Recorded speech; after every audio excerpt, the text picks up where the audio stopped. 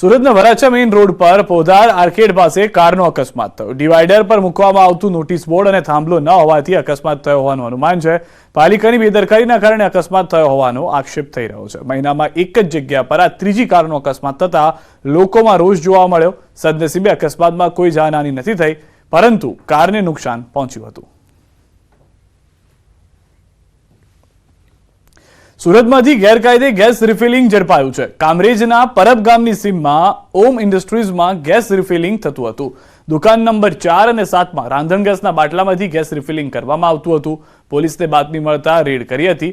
Red દરમિયાન HP ગેસના cylinder મળી આવ્યા। પોલીસે પાઇપ, નોઝલ મળી 40,000નો મુદ્દામાલ કબજે કર્યો છે।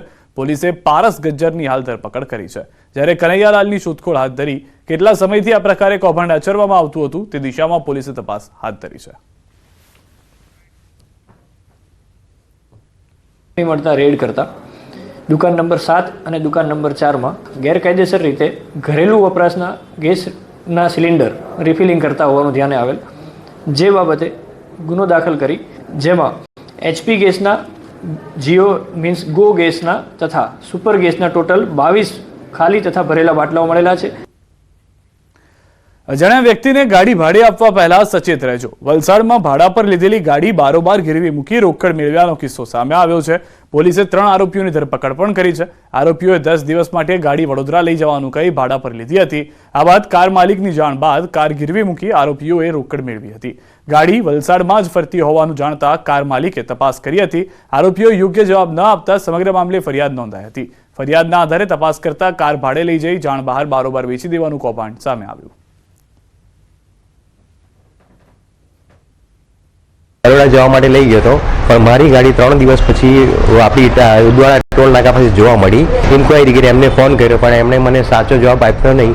એ મારા મિત્રએ એ ગાડી દમણમાં જોતા અમને ફોન કરી, એટલે અમે એ ગાડીનો સાથે ગઈને એમને સાહેબને જણાવ્યું કે અમારી ગાડી અહીંયા પડી છે। કોર્પોરેટ કંપનીઓ એમાં ભાડા પર ચડાવી આપવાનો વાયદો કરીને એ ગાડી લઈ જતા હતા લોકો, અને પછી એ ગાડી બારોબાર એ લોકો અલગ અલગ વ્યક્તિઓ જે એને અહીંયા જે લોકો પોતે વ્હીકલ છે પોતાના નામે ખરીદી શકતા નથી એવા લોકોને બારોબાર વેચાણ કરવાનું એક આ કૌભાંડ અમારા ધ્યાન પર આવ્યું હતું। સમાચાર આચાર સંહિતા ભંગની ફરિયાદને પગલે તંત્ર હરકતમાં। ધારાસભ્યના એપાર્ટમેન્ટ બહારથી ભાજપના ઝંડા હટાવ્યા। ધારાસભ્ય ડોક્ટર દર્શિતા શાહના એપાર્ટમેન્ટ બહાર ઝંડા હટાવાયા। સી વિલેજ ટોલ ફ્રી નંબર પર ફરિયાદ મળતા કાર્યવાહી કરવામાં આવી છે।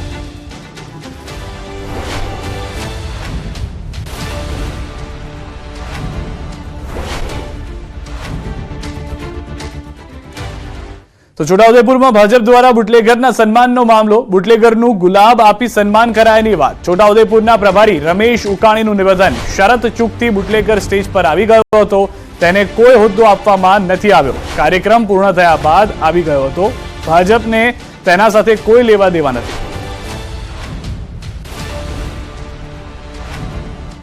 કાર્યકરો તો ઘણા બધાનો વેલકમ થઈ ગયા, પછી અમને કોઈ કે મોકલા એ કંઈક ચૂકથી ઉપર આવી ગયા હશે, પણ એમનું કોઈ એમને જોઈનિંગ કરવામાં આવ્યા નથી કે પાર્ટીમાં સમાવવામાં આવ્યા નહીં। એમના નામની કોઈ જમીન લેવામાં આવી નથી, કોઈ હોદ્દો એને મળશે પણ નહીં। એવા વ્યક્તિઓને પાર્ટીમાં કોઈ ક્યારેય સમાવેશ કરવામાં નહીં આવે। કોઈની સાથે આવી ગયા હોય તો બની શકે કે એનો પર્સનલ પરિચય ન હોય અને ચાલુ કાર્યક્રમે કોઈ એમને રોકી ન શક્યા હોય, કાંઈ વાંધો નહીં। એમને કોઈ પણ જવાબદારી આપવામાં આવશે નહીં અને પાર્ટીમાં પણ સમાવેશ કરવામાં આવશે।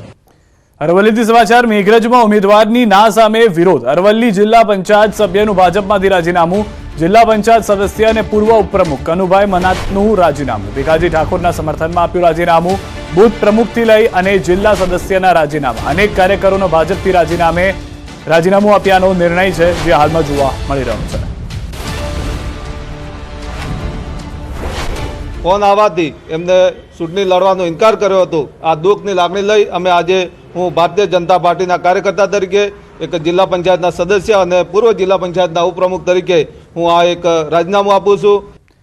ચૂંટણી સમયે આંતરરાજ્ય સરહદેથી મોટી રોકડ પકડાઈ। ગુજરાત રાજસ્થાન સરહદથી 1 કરોડની રોકડ પકડાઈ। બેનિસાબી 1 કરોડ રૂપિયા રોકડા જપ્ત કરાયા। શામળાજીના અણસોલ બોર્ડર પર થઈ હતી કાર્યવાહી। કારમાં સંતાડેલા 1 કરોડ રોકડા સાથે એકની ધરપકડ। ચૂંટણી સમયે બેનિસાબી રોકડ વ્યવહારને રોકવા બોર્ડર પર ચેકિંગ થઈ રહ્યું હતું, તે સમયે એક શંકાસ્પદ કાર પકડાઈ હતી। પોલીસના મતે આ કારમાં છાપામાં સંતાડેલા 21 પૈસાના બંડલ મળી આવ્યા હતા। હાલમાં અરવલ્લી પોલીસે આ મામલે ફરિયાદ નોંધી તપાસ શરૂ કરી છે. જોકે આ પૈસા ક્યાંથી લવાયા હતા અને કોને આપવાના હતા, હેતુ શું છે, તે તમામ સવાલો પર પોલીસ તપાસ કરી રહી છે.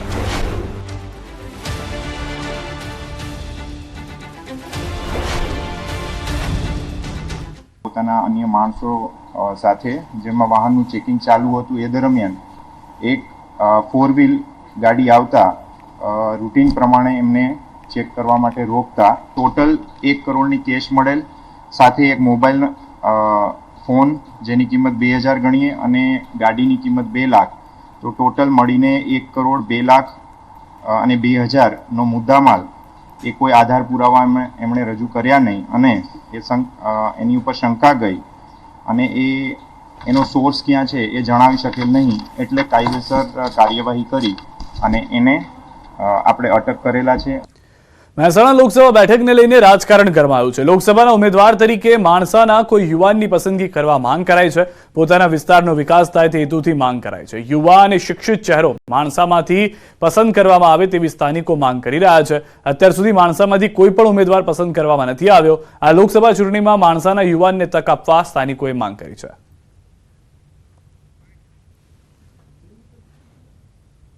અત્યાર સુધી લોકસભામાં માણસાનો કોઈ પ્રોપર ઉમેદવાર મળ્યો નથી, ટિકિટ ઊભો રહ્યો નથી, તો કદાચ આ વખતે ઊભો રહે અને ટિકિટ મળે. અને સ્થાનિક તરીકે અમારી એવી માગણી છે કે લોકસભાની ચૂંટણી માટે કે અમારા માણસા નગરમાંથી કોઈ યુવા વર્ગને એની ટિકિટ મળે એવી અમારી માગણી છે. કે પછી કોઈ અન્ય ઘણી બધી કામગીરી માટે જો સારા વ્યક્તિને આ ટિકિટ મળે તો આ કામ કરી શકે. સ્થાનિક તરીકે એવી અમારી માગણી છે કે માણસા તાલુકામાં લોકસભામાં સારો માણસ યુવાન ચૂંટણી માટે આવે એવી અમારી અપેક્ષા છે. સારું કાર્ય કરે, સારું કામ કરે. આજ સુધીમાં જો અમે લોકસભાની અંદર સૌથી હાઈએસ્ટ લીડથી વોટિંગ કરી શકતા હોય તો અમારે માણસાને ચાન્સ મળવો જોઈએ. અમારા કોઈ બી એવો કોઈ યુવા નેતા, કોઈ બી નેતા હાઈકમાન્ડ જે નક્કી કરે એને અમે સ્વીકારીશું, પણ અમને ચાન્સ મળવો જોઈએ. લોકસભાની અને વિધાનસભાના દરેક જનતાનો ખાસ સરકારને એક જ અનુરોધ છે કે આ વખત કોઈક સારો, સક્ષમ, અનુભવી, ફૂલ જોશવાળો અને બધી રીતે બધા જ્ઞાતિને સાથે લઈને ચાલી શકે એવો કોઈક સારો એવો લોકસભામાં એક ઉમેદવાર આપી